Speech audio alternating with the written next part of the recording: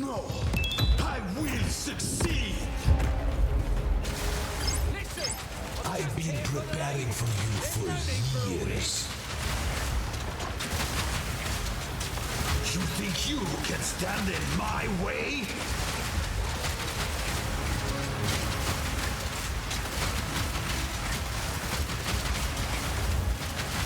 Nothing will stand in my way!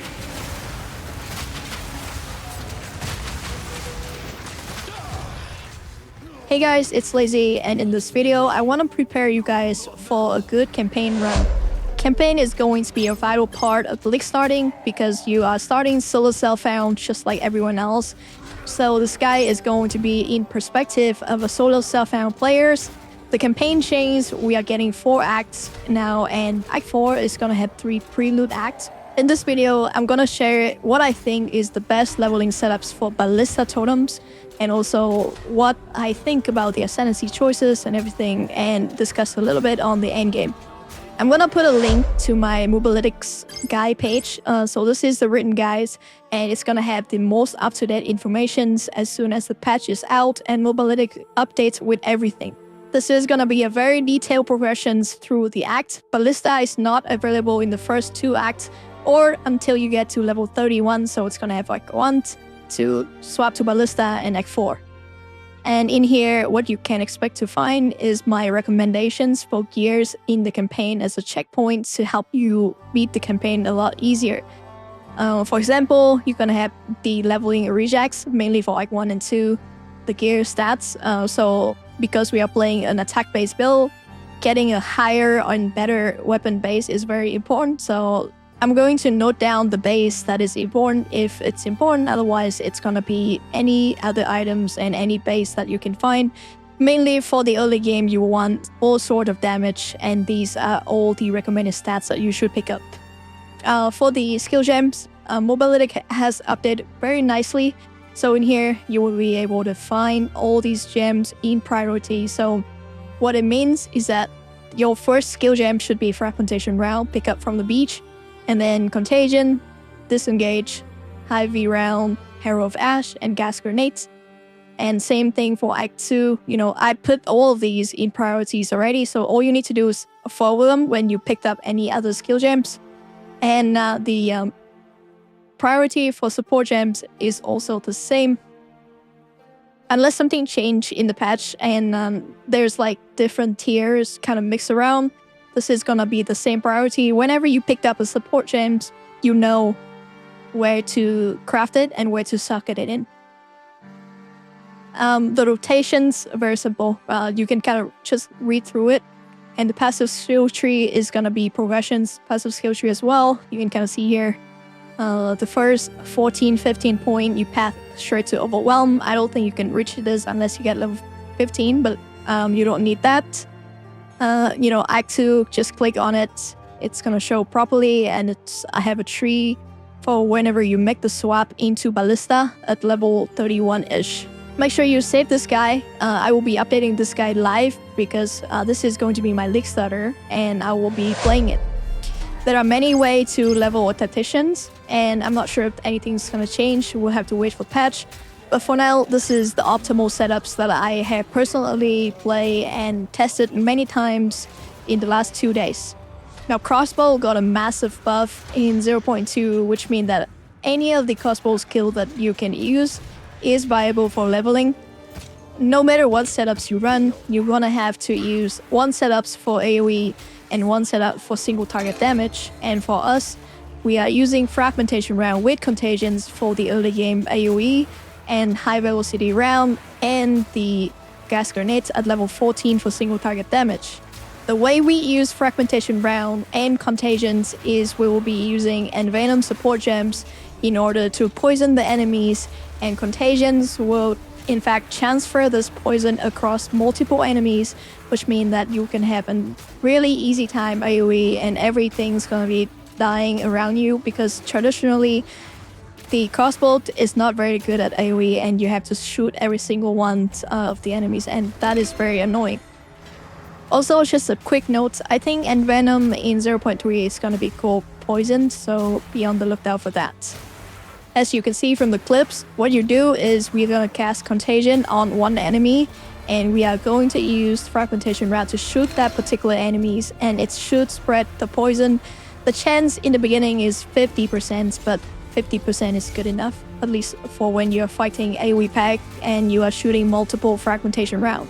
Now, after killing the Rusted King and get to level 6, you will be able to pick up the skill gem level 3, and with this you can craft high velocity round.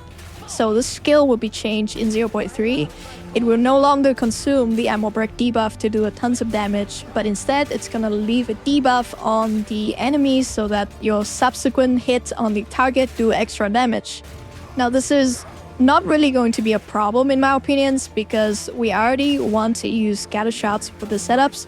The reason why we use HBR, not because it's like really strong when it consumes armor, that is true, but Fragmentation Route is just not a good skill when it comes to single target damage, because you have to be up close to the targets.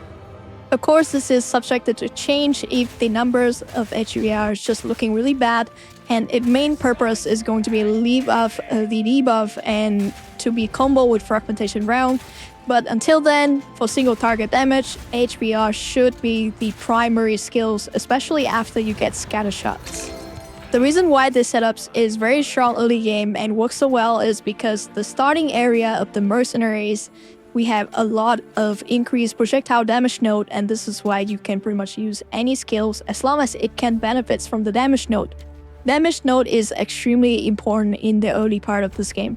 After the fights with King of the Mist, you're gonna pick up 30 spirits, and your first spirit gems could either be Harrow of Ash if you're playing softcore, or Winddancer if you want to be a little bit more tanky and you're playing on hardcore. But whether you're playing hardcore or softcore, I would highly recommend you to pick up a spear and use Disengage as your movement skills. This will get you out whenever you are surrounded by enemies, but also can be cancelled to move faster throughout the act if you do care to speed up your campaign a little bit. I know in 0.3 we are getting sprints, but if you're surrounded by enemy and you're sprinting, you're gonna get hit and get heavy stun, and most likely you are going to die. For the Act 1 boss, I highly recommend you go to level 14, just like I do right here.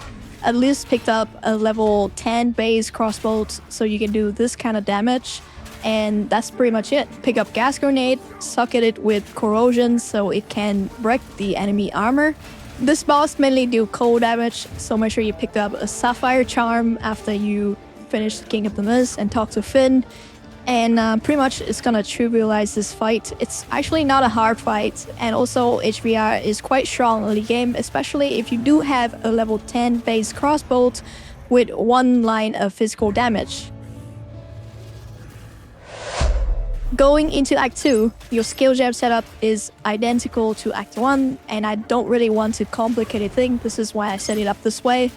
At level 31, you can choose to fight the boss with the setups of the crossbow setups, or you can swap to ballista setups, which I'll mention in a bit. But the main difference here is that you will be picking up the first Ascendancy point. And I want to talk on the Ascendancy point because I have a lot of people questioning on whether or not Cannon Ready is a good Ascendancy point. Coming from PoE 1, I understand that the main appeal for Totem playstyle is that you set and forget. So you put down your totems, you're gonna have 100% uptime DPS on the boss, and you don't have to worry about attacking. Now, Cannon Readies is gonna make you attack in order for your totems to attack. For the late games, I think this can be a problem because it can feel clunky. You have to attack in order for your totem to attack, and because late game we're gonna move very fast, so ideally late game I'm going to unspec out of this. The reason why I mentioned this in the early game is because we don't actually have really good options, and these options in the early game give us +1 totems, at least in 0.3. Now the totem durations in 0.3 is nerfed in half, so it's not likely that you're going to be running over abundance unless you don't run these nodes, because you have to constantly place down your totem, so that I can feel like there are two different playstyle right there. Ideally in the end games when you have enough damage and you just put down your totem's gonna take care of some things. But in the early part of the games, as you progress to red maps, all the campaigns, having an additional options of putting down your Glacial Bolt and combo that with Artillery Ballista should be counted as a positive. Plus, the run-and gun playstyle is massively improved in 0.3, confirmed by GGG on the live streams. So the actual endgame might not be that bad or that clunky when you think about it. So of course, it's not going to be one button.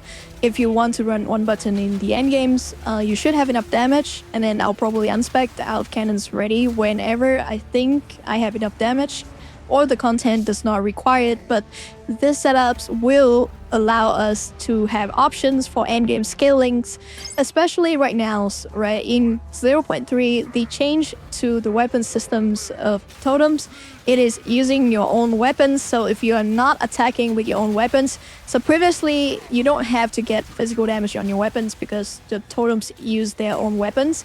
But right now, you have to run a very strong weapon yourself. So if you're not attacking, you are wasting a lot of resources. And this stays true throughout the games, no matter where you are, because if you are in the early game or in games, your weapons do matters and you want to get better weapons every time. So if you're not attacking, you are just wasting that, unless you are just over-farm the content already and you have a strong weapons to tackle the content enough so that you can unspec out of cannon ready and just run straight up just totems and banner setup. So I just want to quickly talk about the Ballista Swap, and it's gonna happen either by the end of Act 2 when you're at level 31, or you can swap in Act 3 when you get to level 31 because you don't want to farm level in Act 2, and it's completely understandable. As for my recommendations, if you don't have a strong weapons well enough to kill the end boss of Act 2, feel free to level here until you get to Artillery Ballista at level 31, or maybe you want to swap just before you get to Act 2, which is have an easier time.